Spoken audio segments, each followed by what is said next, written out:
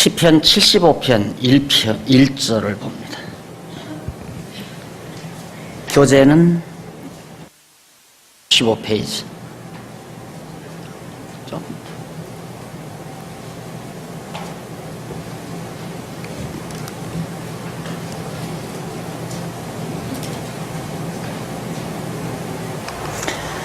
3755페이지 1절 봅니다. 하나님이여, 우리가 주께 감사하고 감사함은 주의 이름이 가까움이라. 사람들이 주의 기사를 전파하나이다. 1절 한 절 봉독했습니다. 이쪽 54페이지에 보시면 3754페이지 하단에 중간 좀 밑에 보시면 양쪽 가로 2번 감사 및 찬송시입니다. 감사하는 것과 찬송하는 것, 이 두 내용으로 엮어진 것이 75편에서부터 77편까지 나옵니다. 그 양쪽 가로 1번을 한번 보실까요? 양쪽 가로 1번 44페이지에 보시면 서원과 간구시입니다. 자, 그러면 조금 정리하고 넘어가십시다. 42페이지에 보면 아주 중요한 대목이 나오죠. 73편에서부터 89편까지 3번 언약 성취의 기원시.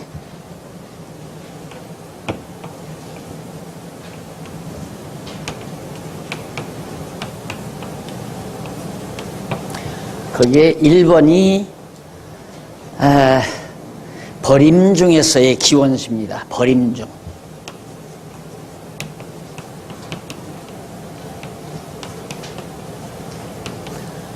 여기에 이제 양쪽 가로 1번이 서원과 간구시.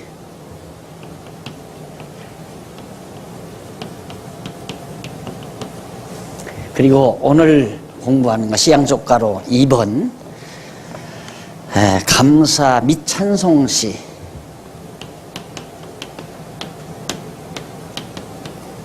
및 찬송시.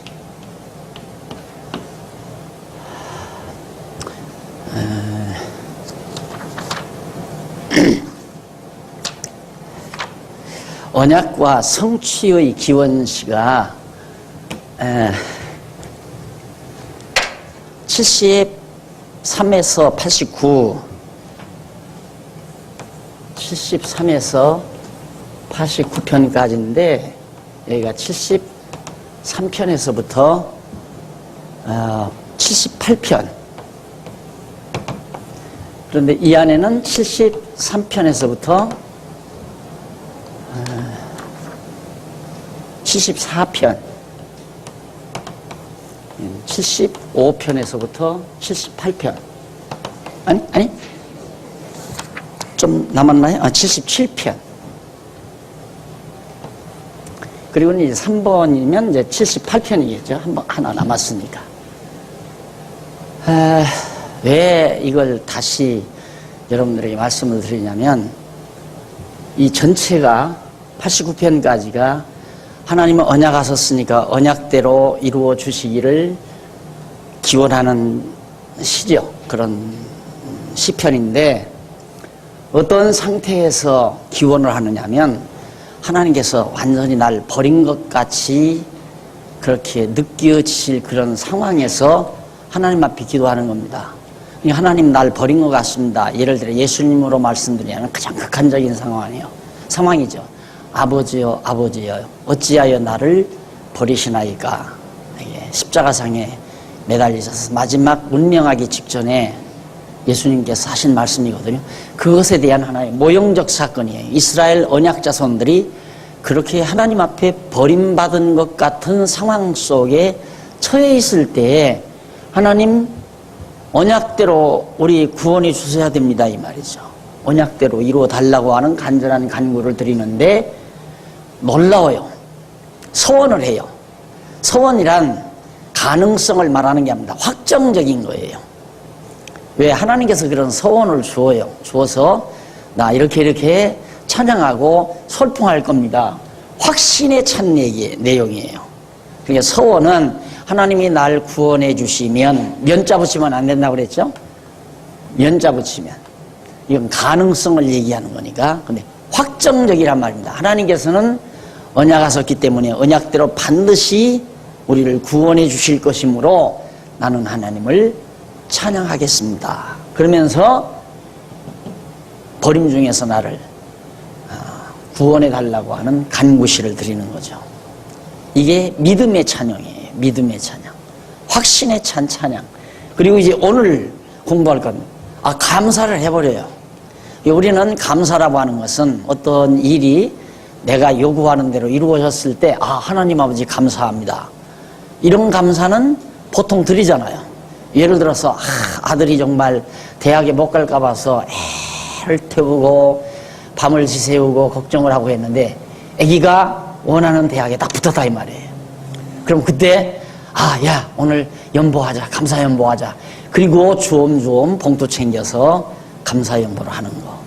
그게 우리들이 아마 보통 그렇게도 안 하는 분이 있으니까 그런 감사도, 감사한 생각도 안, 이건 뭐 우리 아들 공부 잘했으니까 당연한 거지 뭐 이렇게 생각하는 분도 그냥 있고, 또 연말이 되면 하나님께서 지난 한 해 동안도 큰 가정에 변 없이 이렇게 우리 가정을 건강하게 지켜주신 것 참 감사하다.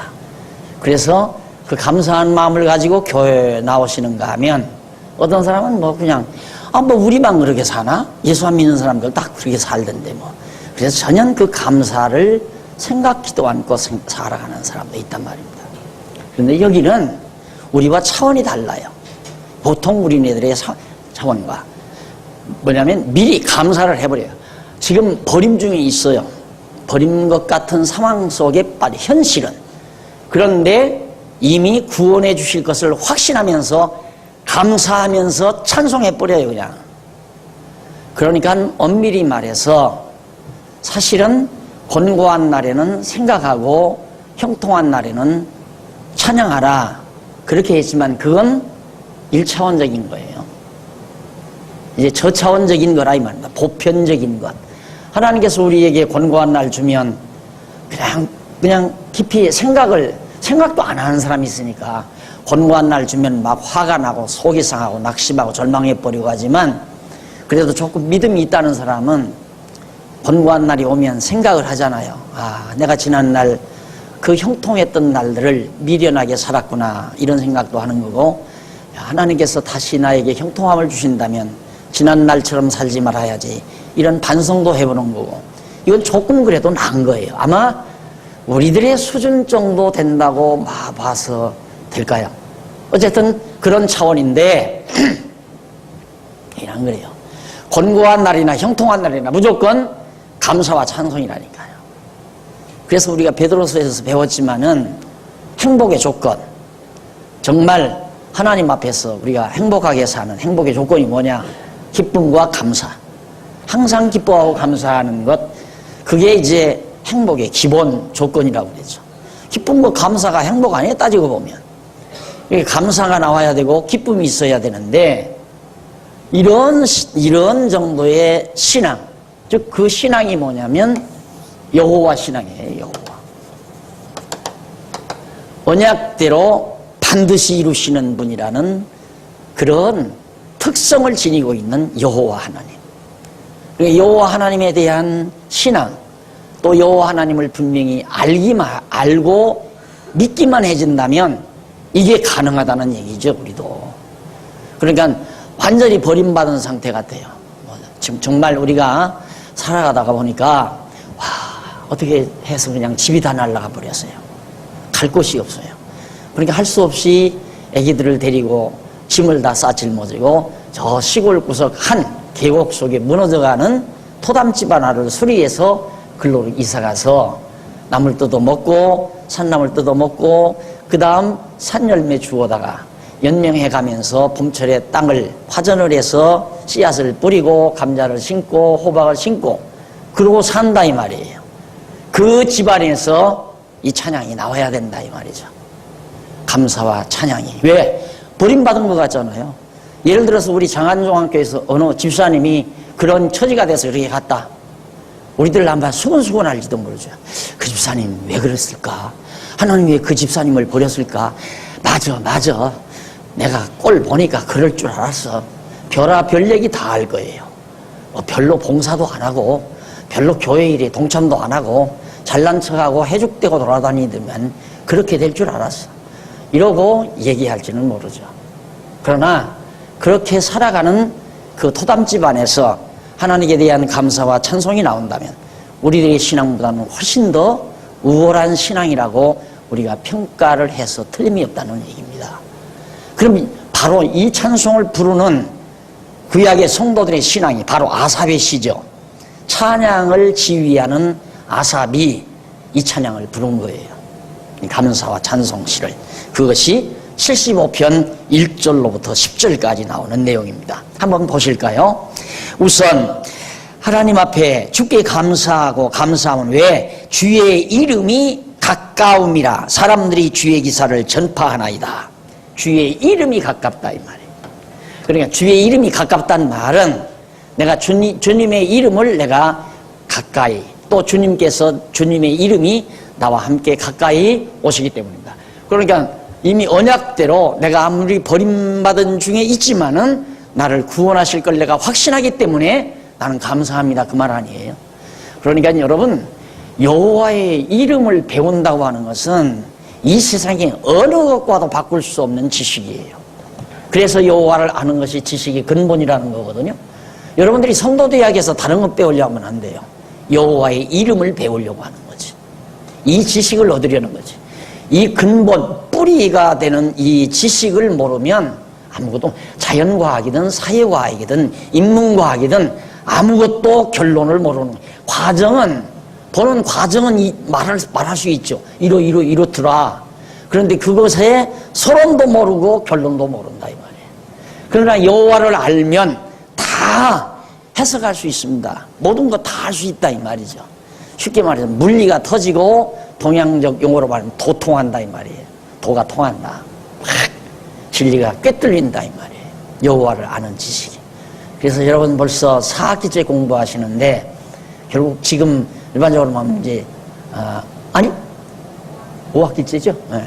5학기째니까 3학년 올라간 거예요 이제. 성도대학 3학년. 이제 졸업반이 내년이면 졸업반이 되는데 정말 이런 찬양을 내가 부를 수 있나. 이렇게 정말 버림 가운데서 버린 것 같은 상황 속에서 아까 내가 말을 했죠.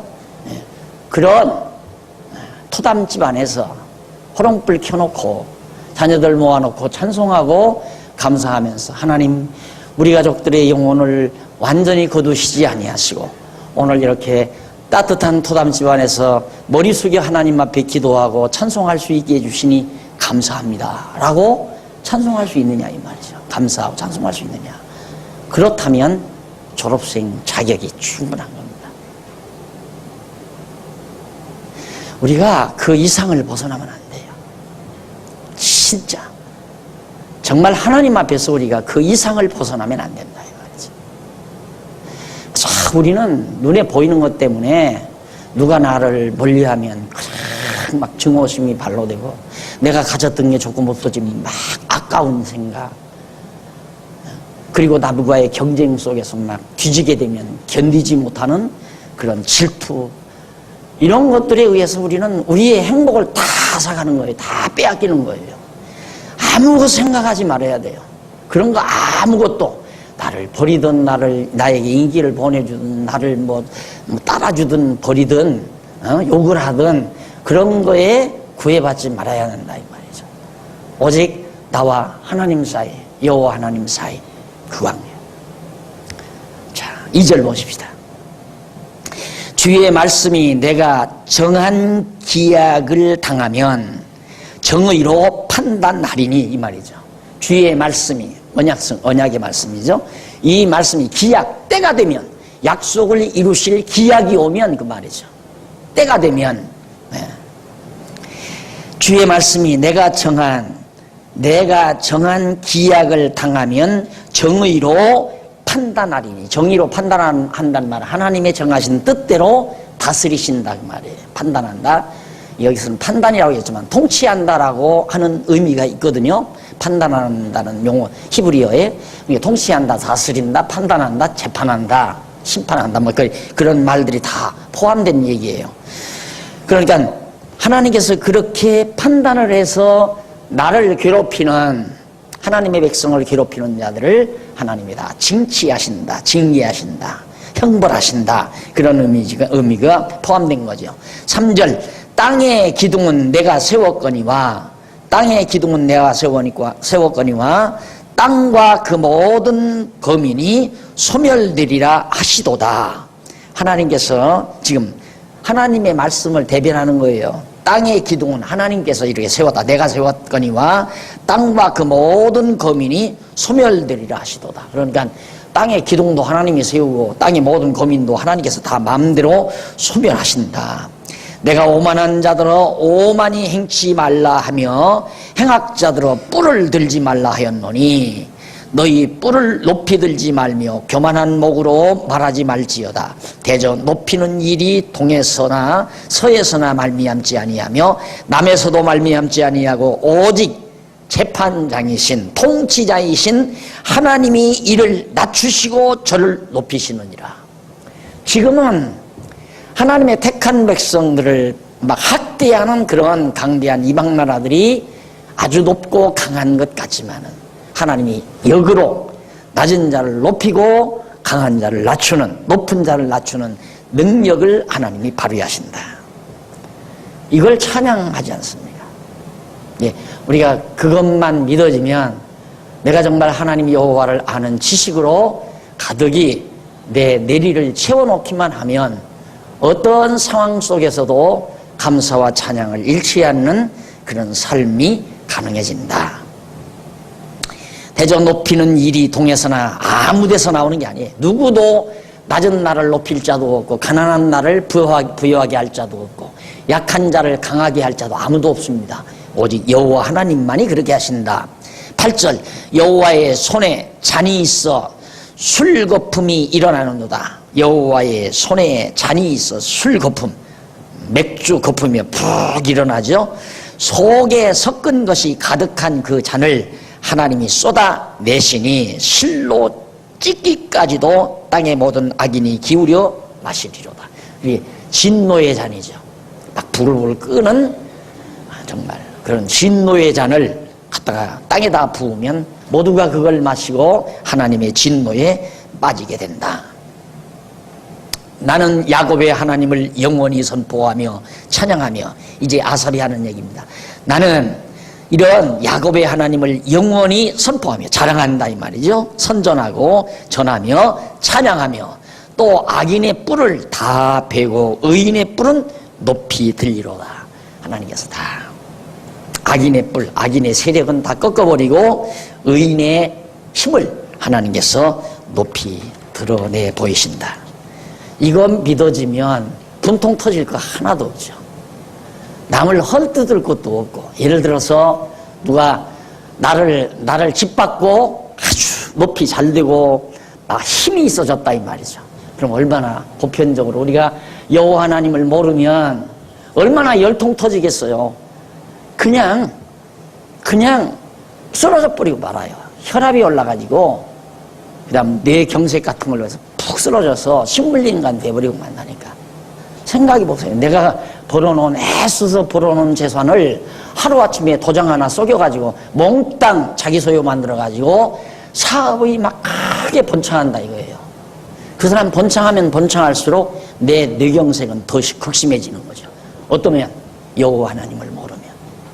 그러나 여호와 하나님이 그 당시에 기억만 난다면, 아까도 우리 토담 집안에서도 어린 자녀들을 둘러앉혀놓고 하나님 앞에 감사하며 찬송하면서 그렇게 사악한 방법으로 힘을 얻은 그런 자들을 부러워하거나 그런 자들을 증오하거나 이런 어리석음에 빠지지 않게 되진다. 정말 아름다운 시죠. 정말 모두가 다 그래요. 여기서부터 다. 이 전체를, 우리가 이 전체의 내용을 보세요. 언약을 이루어달라고 기원하는 신데 어떤 상태에서 버림받은 것과 같은 상태에서 이미 이루어질 줄로 믿고 하나님 내가 이렇게 하겠습니다 하면서 간구하고 이미 이루어진 것으로 믿고 감사하면서 찬송하는 그런 시다. 이것이 바라는 것들의 실상이요 보지 못한 것들의 증거다.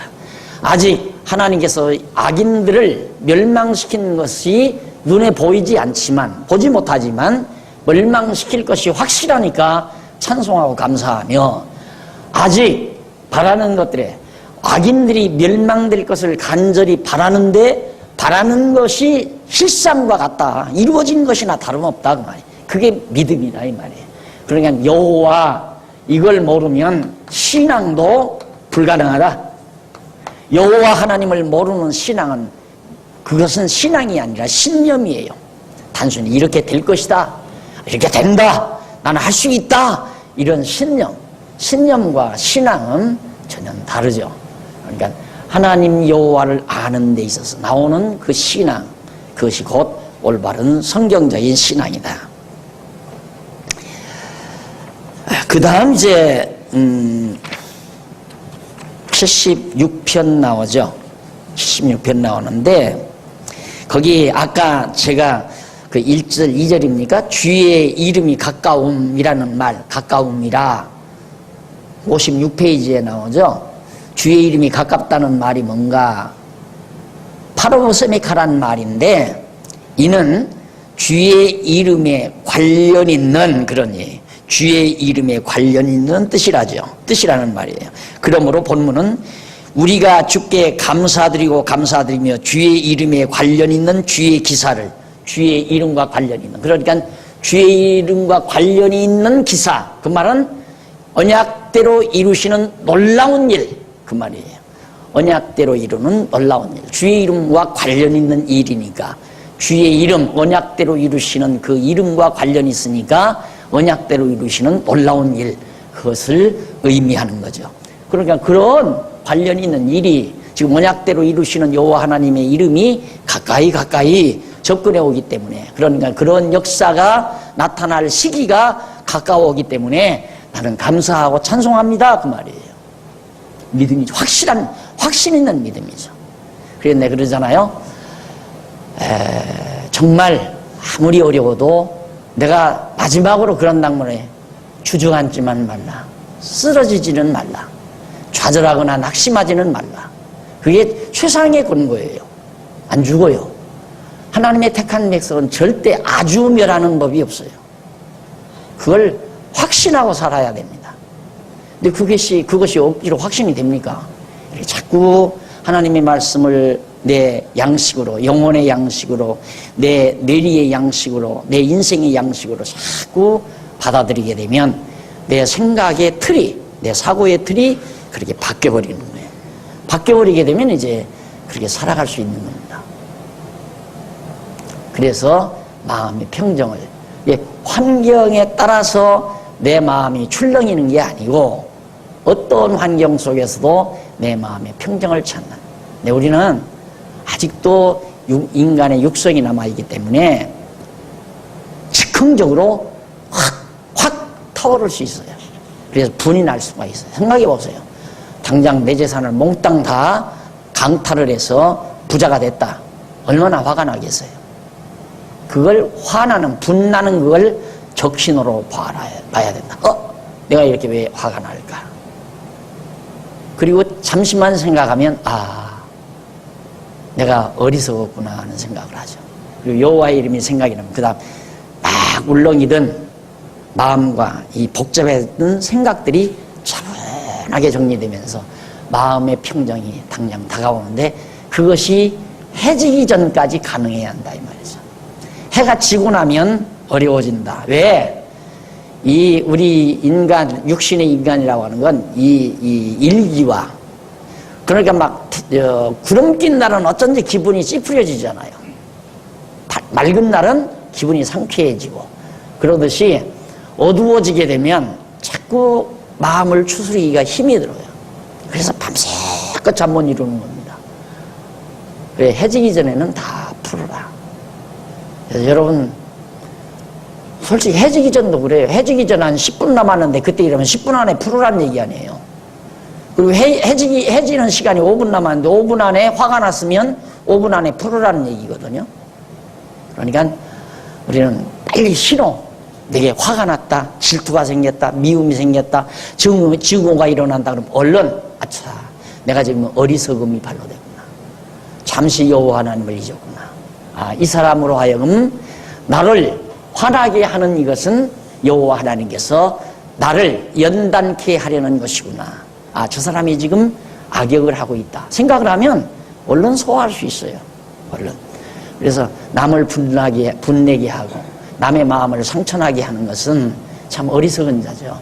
어리석은 자. 자, 76편 1절로 12절 보십시다. 거기 보면 세상을 1절로 12절에 보면 세상을 심판하고 구원하실 야곱의 하나님께 찬양하는 거. 찬양시라고 그랬죠? 그러니까 온 세상을 하나님이 심판한다, 다스린다 같은 말이라고 그랬어요. 온 세상을 심판하고 그리고 구원하실, 누구를? 택한 백성을 구원하실 야곱의 하나님, 이스라엘의 하나님, 택한 백성의 하나님을 하나님께 찬양을 하는 내용. 하나님이 유다에, 이건 아삽의 시입니다. 이것도 역시 하나님이 유다에 알린 바 되셨으며 그 이름은 이스라엘의 크시도다. 그 장막이 또한 살렘에 있으며 평강의 도시 예루살렘에 있으며 평강이 있으며 그 처소는 시온에 있도다. 거기서 저가 화살과 방패와 칼과 전쟁을 깨치시리로다. 그러니까 인간 정치적인 힘, 무력의 힘, 이것들을 다 박살내버린다 이 말이에요. 오늘 우리가 사는 세상이 왜 불안합니까? 1차적으로는 북한의 핵무기 때문에 불안하고, 또 사우디의 이란의 핵무기 때문에 불안하고, 또 더 나아가서는 강대국들이 가지고 있는 핵무기 때문에 불안하고, 그 하나 불안할 거 없어요. 하나님 앞에서 사는 우리들은 그런 것 불안하게 생각하면서 산다면 안 믿는 사람이나 똑같죠. 김일성이가 핵무기를 20개를 가졌든 10개를 가졌든 김정일이가, 또 강대한 나라들이 수백 개씩 수천 개씩 핵무기를 생산해서 쌓아놓고 있다 할지라도 결국 그 모든 것 누가 다스리시는가? 하나님께서 다스리신다. 그게 우리에게 믿어지지 아니하면 한시도 불안해서,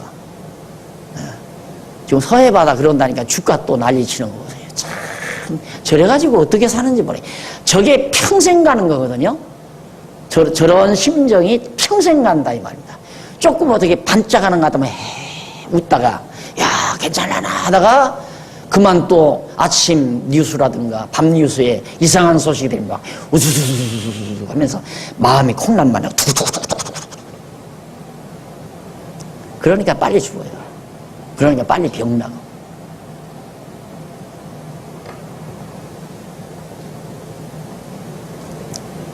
(3절) 거기서 저가 화살과 방패와 칼과 전쟁을 깨치시도다. 주는 영화로우시며 약탈한 산에서 존귀하시도다. 약탈한 산이란 바로 시온산, 다 가나안 족속들을 내쫓고, 또 약탈한 산, 모든 강대한 산은 하나의 세력, 큰 힘을 말하거든요. 큰 세력을 가진 나라들, 그런 나라들을 다 쳐서 빼앗아 가지고 거기에서 하나님이 존귀함을 드러내신다. 마음이 강한 자는 탈취를 당하여 자기 잠을 자고, 그러니까 마음이 강한 자는 탈취를 당하여 자기 잠을 잔다. 장사는 자기 손을 놀리지 못하도다. 여기서 마음이 강한 자, 심령이 강한 자, 믿음이 좋은 자는 탈취를 당하여도 도자 하나가 더 들어가야죠. 그래야 내용이 리얼하게 이해되잖아요. 그렇죠? 탈취를 당하여도 잠을 자고, 장사 아주 힘있다고 하는 그런 자는 자기 손을 놀리지 못하는구나. 맥이 풀려서 완전히 죽어간다 그 말이죠. 야곱의 하나님이여, 주께서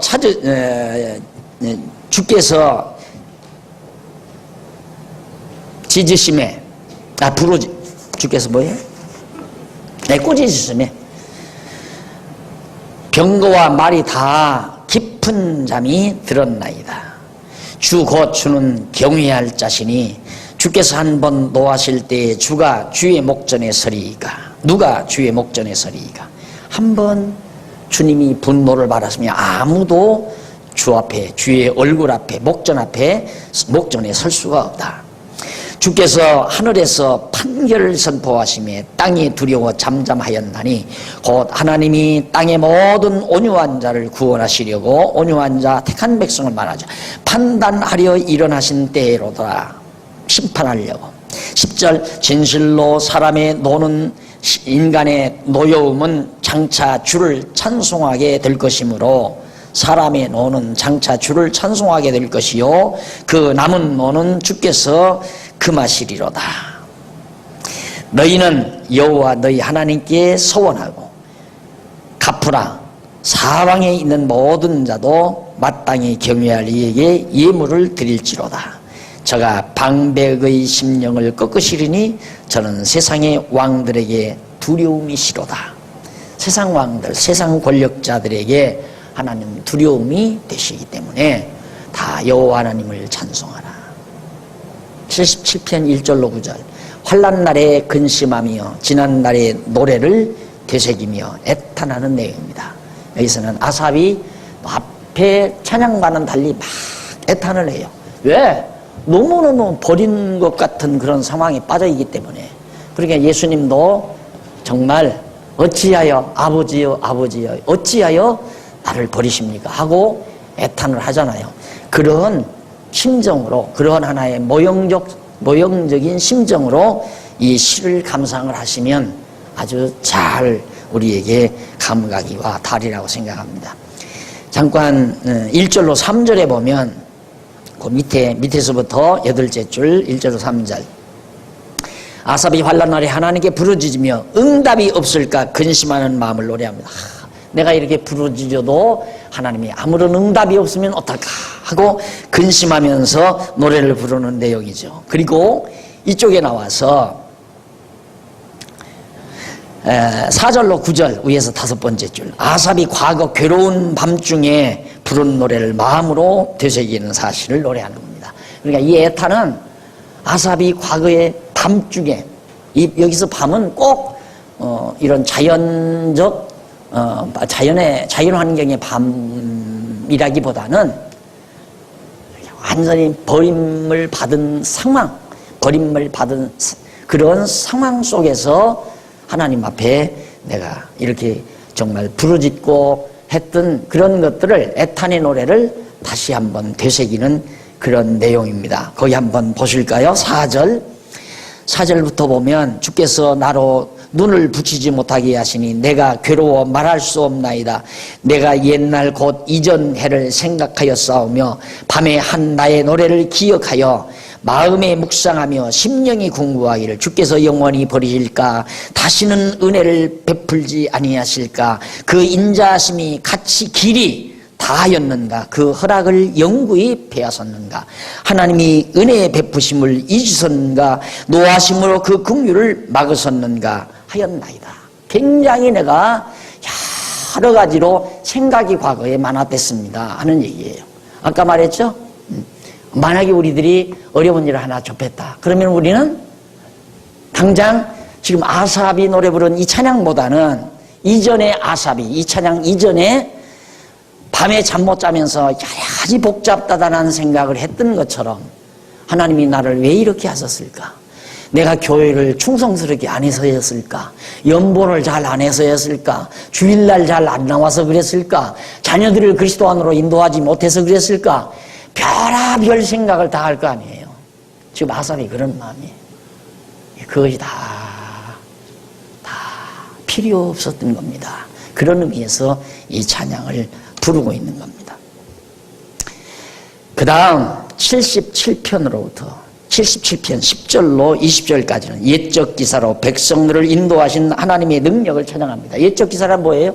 애굽 땅에서 인도하여 내실 때 홍해바다 가르시고 그 다음 만나를 내리시고 그 다음 시내산에 불꽃으로 나타나시고 그 다음 아말렉 군대들을 물리치시고 요단강을 가르시고 그 다음 여리고성 다 함락시키시고 그렇게 인도하시던 하나님의 전능하신 능력, 그것을 생각하면서 찬양하는 내용. 자, 그렇게 해서 일단은 77편까지, 아니 뭐야 이거, 양쪽 가로 3번? 예. 뭐해 이거, 잘못된 거 아니에요? 77편까지 했네요? 여기까지 했네. 이걸 안 써놓으니까 여기에요 이제. 여기인데 78편 교훈시입니다. 자, 여러분 여러분 이 자화자찬이가 좀 죄송한 얘기지만 나 하나님 앞에 너무너무 감사해서 하는 얘기예요. 이걸 어떻게 이렇게 논리적인 체계를 잡았을까? 나는 하다가도 내 스스로 놀래요. 여러분 지금 이 시편을 다 감상을 해보니까 맞죠? 이 논리가 맞죠? 이 논리는 성경에 없어요. 성경에 구체적으로 이렇게 나타나지 않은 거 아니에요. 그런데 알기 쉽게 교사인 내가, 전달자인 내가 여러분들에게 알기 쉽게 맨날 며칠 밤늦게까지 고심하고 기도하며 찾아내서 여러분에게 쉽게 김밥말이를 해드린 거예요. 쉽게 말하면 그냥 밥 대야에다 푹 떠다 잡으시죠 그런 게 아니라 아주 영양가가 줘서 속 알맹이 다 넣어서 똘똘 말아가지고 또 한 입에 쏙쏙 들어가도록 해드리는 거란 말입니다. 나도 이렇게 가르치면서 내 스스로가 놀란다니까. 어떻게 이게 한눈에 안 들으면 이렇게 못하잖아요. 한눈에 들어오지 않으면 이게 한두 말이 아니라 몇 페이지씩 되는 걸, 몇 페이지가 아니죠. 성경 전체가 딱 눈을 감아도 한눈에 성경 전체의 구조가 딱 들어오지 않으면 이게 안 보이는 거란 말입니다. 그러니 이게 내가 한 일이라고 어떻게 얘기를 해요. 정말 성령께서 정말 감동해 주셔서, 성령께서 깨닫게 해 주셔서 여러분들에게 쉽게 가르칠 수 있도록, 진짜 난 가르칠 때마다 내 스스로 감동을 해요. 근데 여러분, 듣는 여러분은 별로 감동 안 하는 것 같아요. 이게 왜? 선생님 뭐 책 보면 거기 있던데 뭐 이렇게 생각하니까.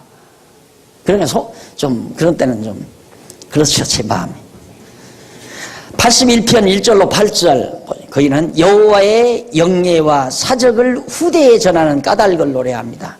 여호와의 영예와 사적, 명예, 여호와의 이름의 명예로움과 그 다음 사적이라는 말은 하신 일의 업적, 하나님이 얼마나 이름이 영예롭고 그가 하신 일에 놀라운 업적이 얼마나 많은가, 그것을 후대에 오고 오는 세대에 계속 전하는 이유가 뭐냐, 까닭이 뭐냐.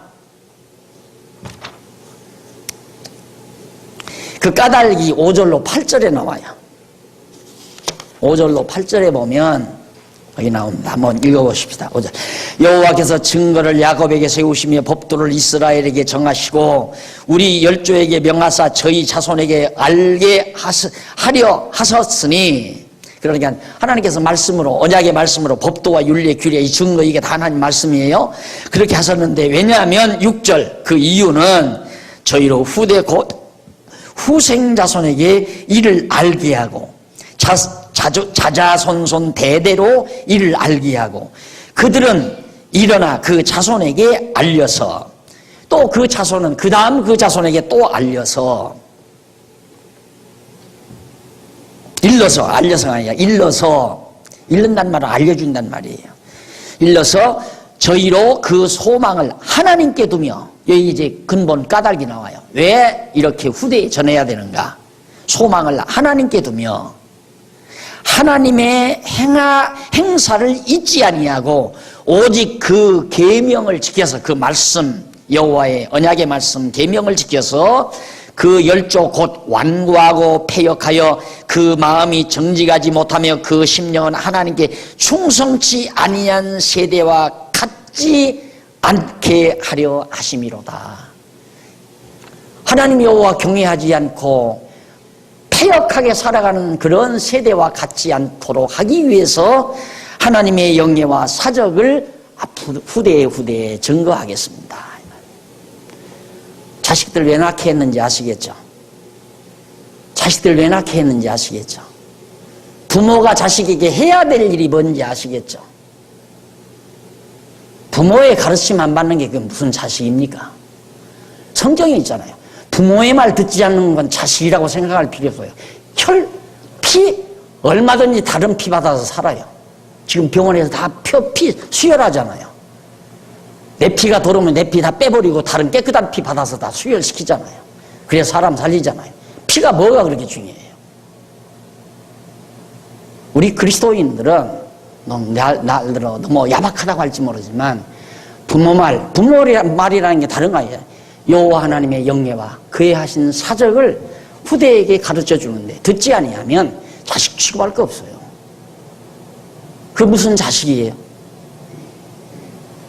이 귀한 교훈을 받아들이는 자가 김씨든 이씨든 박씨든 최씨든 그게 정말 우리들의 후대죠.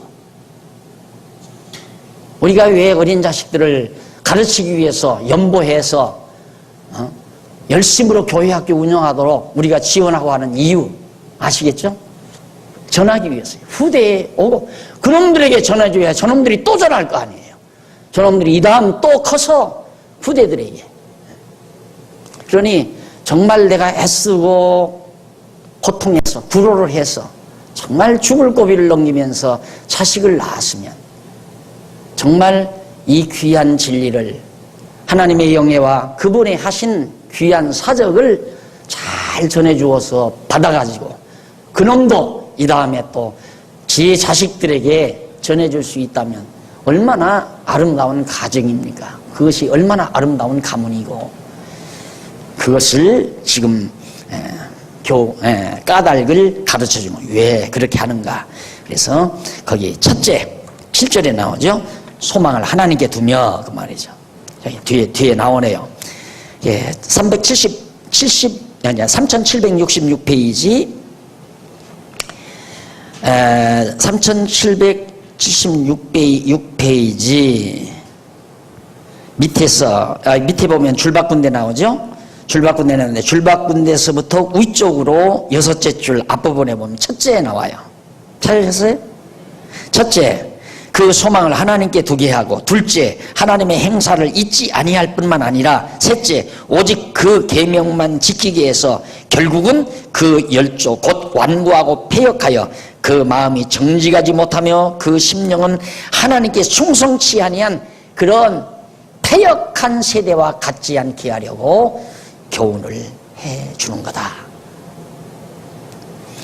그 다음 9절로 22절 78편 9절로 22절 에브라임을 예로 들어 하나님이 행하신 기사를 노래합니다. 에브라임을 예로 들어서 하나님이 어떠한 일을 행하셨는가를 노래하는 내용인데 9절로 11절에 보면 그 밑에 에브라임 자손이 전쟁의 날에 물러가게 된 이유에 대하여 노래하는 내용입니다. 아삽은 에브라임 자손이란 북이스라엘을 말하는 겁니다. 병기를 갖추며 활을 가졌으나 전쟁의 날에 물러갔다. 에브라임이 남쪽 유다를 쳐들어온다 이 말이에요. 형제를 치러 내려온 거예요. 남쪽 유다 북이스라엘이. 요셉이 하는 야고보 장차 루벤 대신해서 장자의 복을 받은 자로 바로 에브라임이라는 게 가나안 땅을 정복할 당시 게셀에 거한 가나안 사람을 쫓아내지 못했던 자입니다. 이를 아삽이 노래한 건데 그러면서 그들이 전쟁의 날에 물러간 이유를 노래하는데 첫째, 하나님의 언약을 지키지 아니하고 둘째, 그 율법에 준행하기를 거절하며 셋째, 여호와의 행하신 것과 그들의 보이신 기사를 잊었기 때문이라고 그렇게 노래하죠. 결국 야삽은 에브라임 자손이 옛적에 행하신 여호와의 언약 성취에 대한 증거와 여호와를 섬기는 법도 곧 놀라운 행사와 율법을 잊었기 때문에 전쟁의 날에 패배한 것이다. 이런 얘기예요. 남쪽 유다를 쳐들어온 게 아니라, 제가 조금 착각을 했습니다. 남쪽 유다를 쳐들어온 것이 아니라 가나안 땅 정복할 당시 게셀 땅, 게셀 지역에 거한 가나안 사람을 쫓아내려고 쳐들어갔다가 결국에 패배를 당했다 그 말이에요. 그 이유가 하나님을 잊어버렸기 때문이다. 12절로 16절 아삽이 하나님께서 옛적에 소환들에서 행하신 기사, 옛적에, 그러니까 가나안 땅 정복할 땅인 것 같습니다. 이것도 역시 백성에게 교훈하려고 옛적에 하나님이 애굽의 북동쪽에 위치한 땅, 애굽에서의 얘기예요. 소환들에서 기이한 일을 이스라엘 열조목전에 행하셨다. 그러면서 하나님께서 바다를 갈라, 홍해바다 갈라줄 때이죠. 그 다음 17절로 22절 이스라엘 자손이 범죄함으로 하나님의 노가 일어난 사실, 범죄했을 때 하나님의 진노가 일어난 사실. 광야에서 지존자를 배반하였고 이스라엘 백성들이 광야에서 그들은 탐욕대로 식물을 구하여 그 심중에 하나님을 시험하였다고 노래했습니다. 그러니까 일용할 양식 거두라, 아침에 가서 그날 먹을 만나만 거둬들이라 했는데 욕심이 발동해서 막 몽땅 걷어다가 싸놓고 그것이 도리어 처치곤란거리가 되고 이런 경우죠. 그래서 재물이라는 건 필요한 만큼, 그게 중요하지 과도하게 쌓으면 그것이 도리어 근심의 소지가 되죠. 결국은 그것 때문에 마음이 상하게 되고 그것 때문에 마음의 평안을 잃게 되고, 요즘도 그래. 요즘도 적당히 가지고 있으면 별로 지금 손해날 것 없잖아요. 그런데 지금 막 엄청난 돈 가지고 예를 들어서 수십억대를 주식에 투자해놨다고 생각해 보십시오. 하루에도 수억대가 오르락내리락 하는 겁니다. 돈의 액수란 다 돈 많은 사람이나 적은 사람이나 똑같은 거예요. 돈 많은 사람도 버스 타다가 토큰 하나 이뤄지면 똑같이 속이 애린 거고, 돈 없는 사람도 토큰 하나 사라지면 속이 애린 거고 똑같은 거예요. 그런데 100만 원 잃어버리는 사람과 몇억 대씩 하루에 잃어버리는 사람, 심정이 어떻겠는가 상상을 해보십시오. 하나님께서 일용할 양식 거두라 했으면 그날만 가서 그날 먹을 거 걷어다가 싸놓고 점심 먹고 저녁 먹으면 될 거지. 내일 못 믿으리가, 내일 하나님 안 내려주면 어떨까? 그래서 내일 걱정하지 말라. 그건 목사들이나 하는 얘기지. 어떻게 내일 일 걱정 안 하고 살아? 하고 살아요. 그러면 열심히 하고 살아. 내일 일만 하는 게 아니잖아요. 그 사람은 내년 일도 걱정하고 그 다음 30년 일도 걱정하고, 이제 금방 나놓고 20년 30년 후에 자식 장가 보내서 집 사줄 것까지 걱정하고 사는 이 미련하고 어리석은 인간들이 얼마나 이 땅에 많이 삽니까? 그것 때문에 늘 막 악착같이 살아가고 그러려고, 자기가 다 해결해 가려고. 걱정 안 해도 다 옛 어른들이 하나님은 몰랐지만 다 얘기하잖아요. 다 자식들 제 먹을 거 타가지고 납니다. 그건 틀린 얘기지만은 다 나누면 살아간다 이 말이에요. 하나님이 이 세상에 보냈으면 다 알아서 살아가게 하는 거지.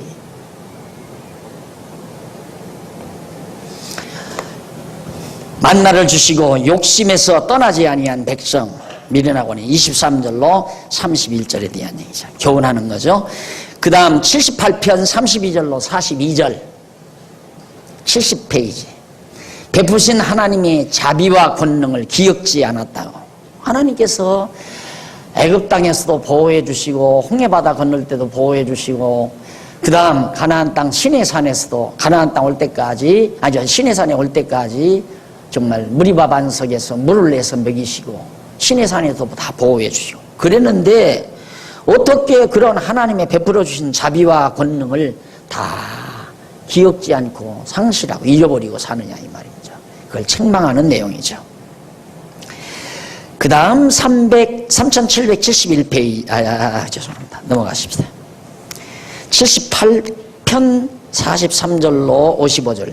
애굽에서의 장소와 소환들에서 나타난 기사를 노래합니다. 애굽에서의 징조, 그리고 소환들에서의 나타낸 기사. 애굽에서의 징조가 43절로 51절까지 나오는데, 또 소환들에서 그 기사를 나타내시기 위하여 애굽의 강과 시내를 피로 변해서 물이 되게, 애굽강이 막 그 강물이 피로 다 변해버렸잖아요. 이런 놀라운 표적을 다 하나님이 보여주시고 그랬다. 52절로 55절.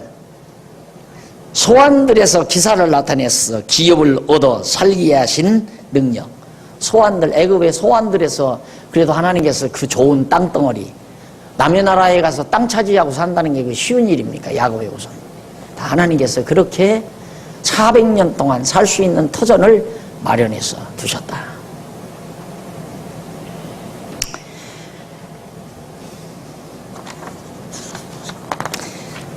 56절로부터 72절, 56절로부터 72절까지 74페이지. 대적에게 붙여진 백성을 구하여 다윗으로 통치케 하는 내용입니다. 대적에게 붙여진 백성을 구해서 애굽 땅의 대적들에게 다, 또 가나안 땅 들어가서도 사사시대에 블레셋에게, 모압들에게, 에돔 이런 주변 나라들에게 완전히 정말 어려움을 겪는 그런 백성들을 다 구출해서 다윗, 유다지파 다윗 왕을 세워가지고 한 나라를 다스리도록 그렇게 해주신 하나님의 능력을 거기서 찬양하면서 교훈하는 내용이에요. 자, 이렇게 해서 일단 78편 교훈시, 이건 쉽게 말해서 애굽에서부터 이스라엘 다윗 통치, 애굽에서부터 다윗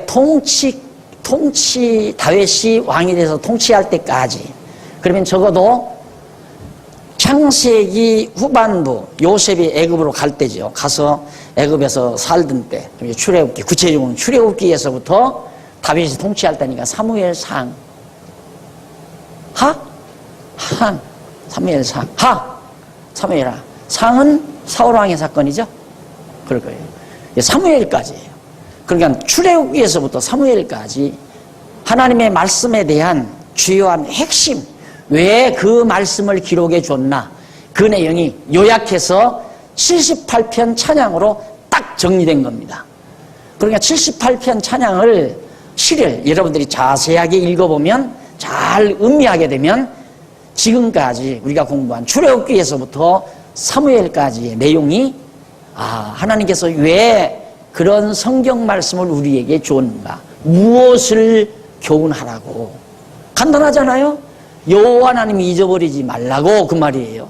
한마디로 말하면 출애굽기에서부터 사무엘상까지의 모든 내용의 말씀을 성경에 기록해 준 까닭은 78편에 지금 요약해서 설명하냐, 그게 바로 여호와 하나님 잊지 말고 경외하라. 그것이 단마디 교훈이라 내용이라. 그 교훈 남기려. 성경은 간단하다고 그랬잖아요.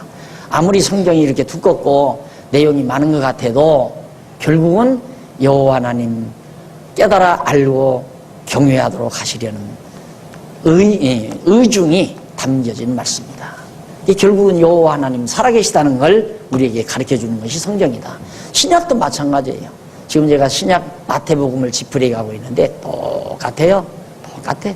신약이나 구약이나 다 여호와 하나님 잊지 말고 경외하며 살도록 하기 위한 하나님, 여호와 하나님에 대한 계시, 알려주는 계시가 이 말이에요. 자, 그 다음 이제 양쪽 가로 2번, 여기죠. 요거 1번이죠. 그 다음 2번 이렇게 나와요. 양쪽 가로 2번. 이건 파멸 중에서 기원시.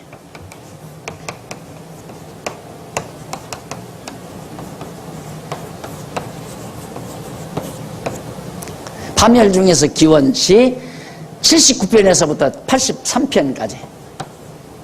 79편에서부터 79편에서부터 83편까지. 이제 여기나. 자, 그러면 이건 예수님이 십자가상에 매달려서 아버지여 어찌하여 나를 버리시나이까 하는 장면이라면, 그러면 쉽게 파멸은 뭐예요? 아버지여 내 영혼을 받으시옵소서. 십자가의 운명, 죽으심에 대한 하나의 모형적 사건이죠. 그래서 거기 보면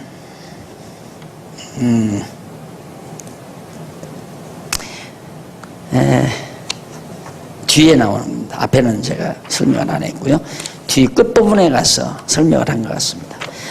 자, 그래서 여기 앞부분에 저기 보십시다. 78편 위에서 줄 바꾸는데 세 번째 줄 있죠? 여호와께서는 거기서부터 쭉 내려와가지고 하나 여덟 번째 줄